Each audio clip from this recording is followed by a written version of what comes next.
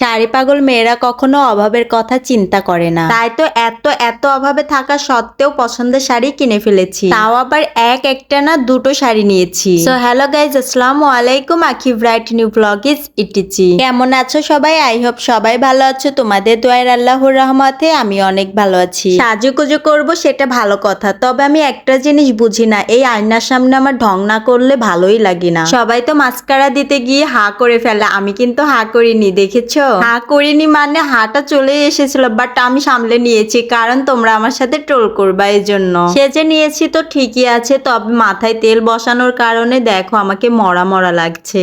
ধুর, এসব কথা ছাড়ো, আজকে তোমাদের সাথে আমি একটা কথা শেয়ার করব। এখন আমার ফ্যামিলি বলতে তোমরাই, তাই তোমাদের সাথে কোনো কিছু শেয়ার না করলে তো আমার একদমই ভালো লাগে না। আপনজনেরা তো সেই কবেই আমাদেরকে পাশ থেকে সরিয়ে দিয়েছে, জানি না এটা আমাদের দোষ নাকি ভাগ্যই খারাপ। যাই হোক, দুঃখের কথা তো বলবোই না। এখন আমি তোমাদের যেটা বলতে চেয়েছিলাম সেটা বলি। আমরা একটা ডিসিশন নিয়েছি, আমার ভালোবাসার আপুদের জন্য অনলাইনে শাড়ি, কুর্তি, গায়েরা ড্রেস নিয়ে আসবো। আমি জানি আমার তেমন একটা ফলোয়ার্স নাই, খুব কম ফলোয়ার্স, তারপরেও এত বড় একটা রিস্ক নিতে যাচ্ছি। আমার যা ফলোয়ার্স আছে সেখান থেকে তো আমাকে অন্তত 3-4 জন ভালোবাসবে, আর তারা অবশ্যই আমার থেকে নিবে। পেজের জন্য তো আমরা একটা নামও চুজ করে ফেলেছি, NA লাভারিজ ফ্যাশন। এই নামটা কেমন হবে বলো তো? বাসাটা চেঞ্জ করতে গিয়ে আমাদের অবস্থাটা একদম অভাবে চলে এসেছে, তারপরে শপিং মলে চলে এসেছি। তোমাদের ভাইয়ের জন্য একটা টি শার্ট নিতে আসছি, যদিও শপিং করার কোনো উদ্দেশ্য ছিল না, বাট আমি ওই পাশ থেকে তো শাড়ি দেখে একদম পছন্দ হয়ে গেছে, তাই তোমাদের ভাইয়াকে আগে টি শার্টটা কেনার জন্য নিয়ে আসছি, যাতে আমার শাড়িটা কেনার সময় কোনো কিছু বলতে না পারে। কেমন বুদ্ধি করেছি। এই তো শাড়ির দোকানে চলে এসেছি,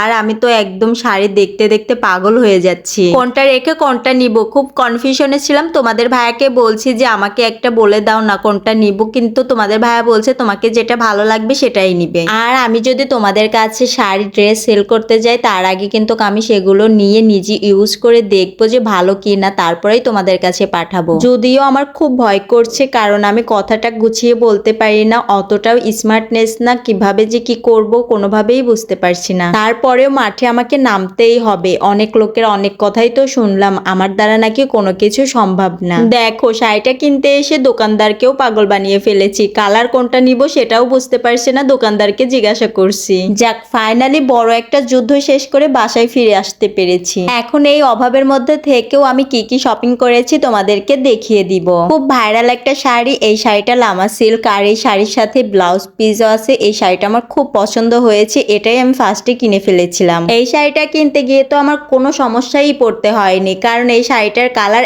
একটাই, তাই কোনো কনফিউশনও ছিল না কালার নিয়ে। শাড়িটার দাম অনুযায়ী শাড়ির কোয়ালিটি, ফিনিশিং সবকিছু খুবই ভালো ছিল, আর দেখতে তো মনে হচ্ছে সোনায় মোড়ানো শাড়ি। তোমরা যদি চাও তাহলে তোমাদের জন্য আমি এরকম শাড়িটা আনতে পারি, খুব কম প্রাইজে দিয়ে দিতে পারবো।